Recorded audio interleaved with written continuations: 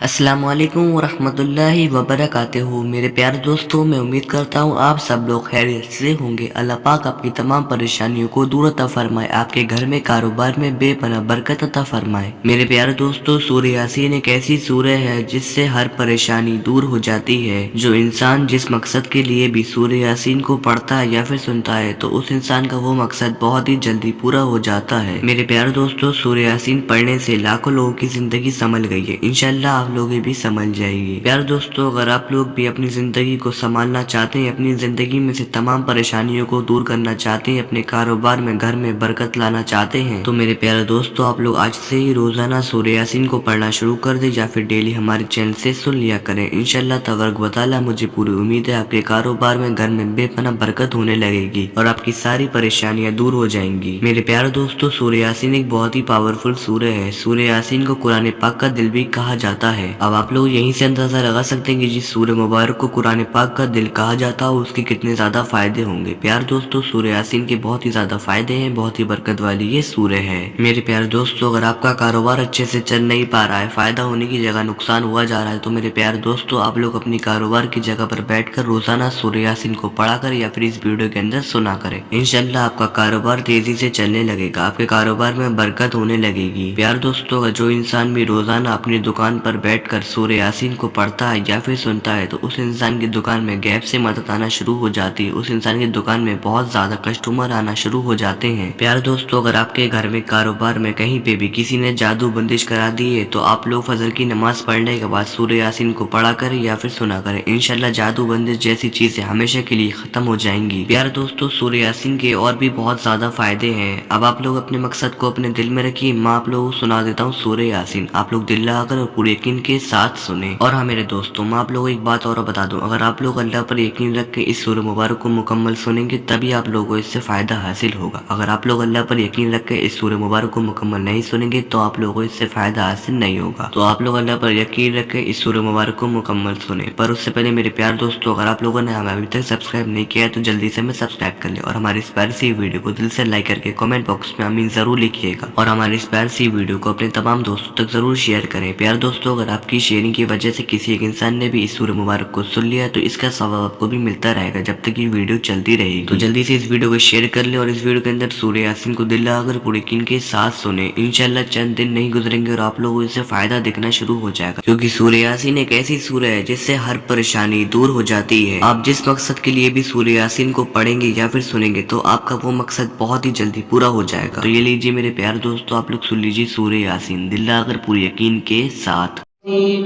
बिस्मिल्लाहिर्रहमानिर्रहीम।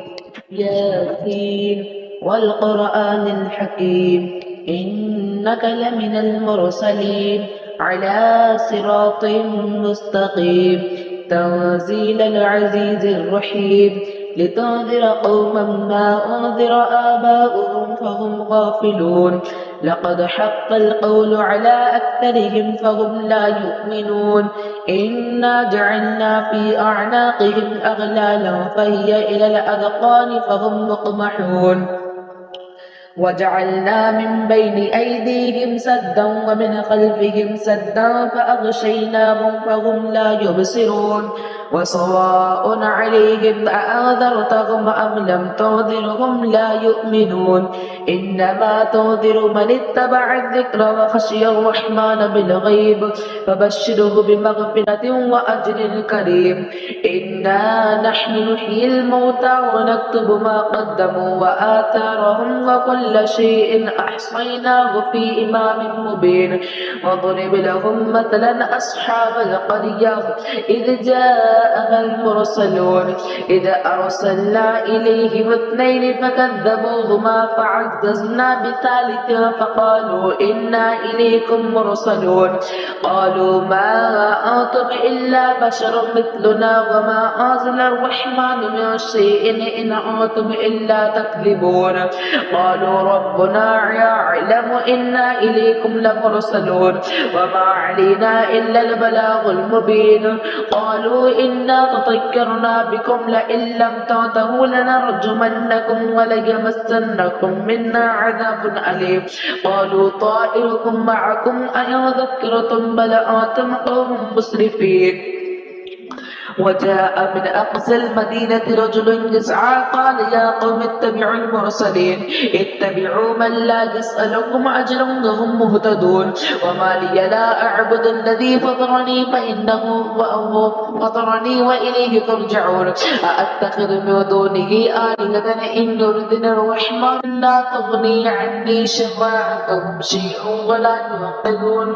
إني إذا لفي ضلال مبين إني آمنت بربكم فاسمعون قيل ادخل الجنة قال يا ليت قومي يعلمون بما غفر لي ربي وجعلني من المكرمين وما أرسلنا على قومه من بعده من وجود من السماء وما كنا مرسلين يا كانت إلا صيحة واحدة فإذا هم خامدون يا حسرة على العباد ما يأتيهم من رسول إلا كانوا به يستهزئون ألم يروا كم أخلقنا قبلهم من القرون أنهم إليهم لا يرجعون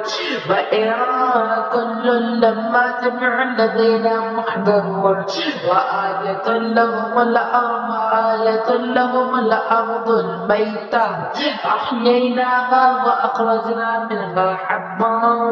فمنه يأكلون وجعلنا فيها جنات من نخيل وأعناب وفجرنا فيها من العيون ليأكلوا من ثمره وما عملته أيديهم أفلا يشكرون سبحان الذي خلق الأزواج كلها مما تنبت الأرض ومن أنفسهم ومما يعلمون وآية لهم الليل نسلخ منه النهار فإذا هم مظلمون والشمس تجري لمستقر لها ذلك تقدير العزيز العليم والقمر قدرناه منازل حتى عاد كالعرجون القديم لا الشمس ينبغي لها أن تدرك القمر ولا الليل سابق النهار وكل في فلك يسبحون وآية لهم أنا حملنا ذريتهم في الفلك المشحون وخلقنا لهم من مثله ما يركبون وإن نشأ نغرقهم فلا صريخ لهم ولا هم يوقظون إلا رحمة منا ومتاعا إلى حين وإذا قيل لهم اتقوا ما بين أيديهم وما خلفكم لعلكم ترحمون وما تأتيهم من آية من آيات ربهم إلا كانوا عنها معرضين وإذا قيل لهم أنفقوا مما رزقكم الله قال الذين كفروا للذين آمنوا أنطعم من لو يشاء الله أطعمه إن أنتم إلا في ضلال مبين ويقولون متى هذا الوعد إن كنتم صادقين ما ينظرون إلا صيحة واحدة تأخذهم وهم يخصمون فلا يستطيعون توصية ولا إلى أهلهم يرجعون ونفخ في الصور فإذا هم من الأجداث إلى ربهم يوصلون قالوا يا ويلنا من بعثنا من مرقدنا هذا ما وعد الرحمن وصدق المرسلون إن كانت إلا صيحة واحدة فإذا هم جميع لدينا محضرون فاليوم لا تظلم نفس شيئا ولا تجزون إلا ما كنتم تعملون إن أصحاب الجنة اليوم في شغل فاكهون هم وأزواجهم في ظلال على الأرائك متكئون لهم فيها فاكهة ولهم ما يدعون سلام قولا من رب رحيم وامتاز اليوم أيها المجرمون ألم أعهد إليكم يا بني آدم أن لا تعبدوا الشيطان إنه لكم عدو مبين وأن يعبدوني هذا صراط مستقيم ولقد أضل منكم جبلا كثيرا أفلم تكونوا تعقلون هذه جهنم التي كنتم توعدون اصلوها اليوم بما كنتم تكفرون اليوم نختم على أفواههم وتكلمنا أيديهم وتشهد أرجلهم بما كانوا يكسبون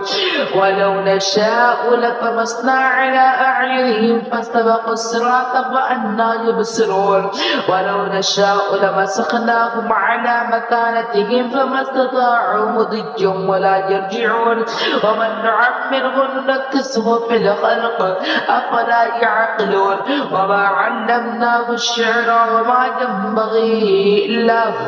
إن هو إلا ذكر وقرآن مبين لينذر ما كان حجا ويحق القول على الكافرين أولم يروا أنا خلقنا لهم مما عملت أيدينا أنعاما فهم لها مالكون